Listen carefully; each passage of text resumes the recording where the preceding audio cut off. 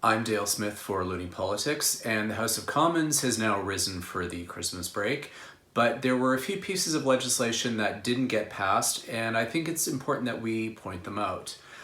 The first of those was the enabling legislation for the Canada-UK trade deal.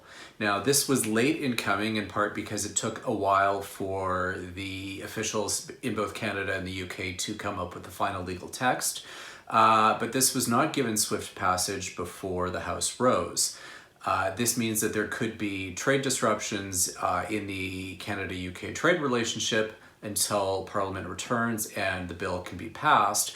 But officials say they're trying to mitigate those circumstances. A second bill was the implementation for the fiscal update, which also contains fixes for the commercial rent subsidy that the government passed a few weeks ago.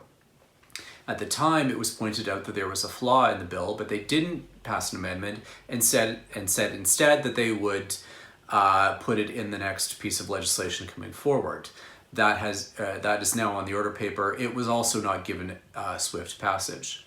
Third bill was for the Elections Canada Act to make modifications to run the election in a pandemic.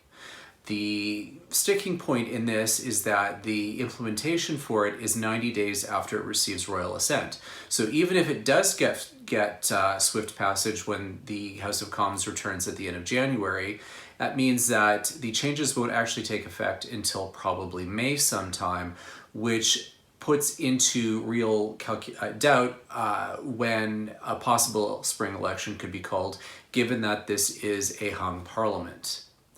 Part of the reason why these bills didn't get swift passage is because the Conservatives were running a filibuster on the assisted dying changes. The government could theoretically have invoked time allocation or closure to ensure that that bill moved along faster.